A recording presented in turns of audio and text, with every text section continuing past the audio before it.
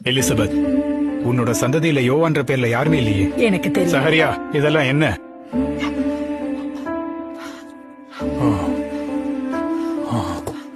பாலகனே, உன்னதமானவருடைய தீர்க்கதரிசி எனப்படுவாய். நீ கர்த்தருக்கு வழிகளை ஆயத்தம் பண்ணவும் நமது தேவனுடைய உருக்கமான இரக்கத்தினாலே அவருடைய ஜனத்துக்கு பாவ மன்னிப்பாகிய ரட்சிப்பை தெரியப்படுத்தவும் அவருக்கு முன்னாக நடந்து போவாய். நசரேயனாகிய இயேசுவே, ஒரு கரு போல காத்தீரே நன்றி. யோவான் சகேரியா மற்றும் எலிசபெத்தின் குமாரன். இங்க இந்த நாளில் அரசர் ஏரோது அந்திபாவின் கட்டளையின்படி தலை துண்டித்து மரண தண்டனை விதிக்கப்பட்டது.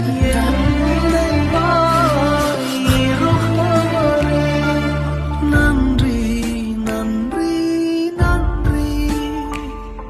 இதயத்தில் சுமந்தீரே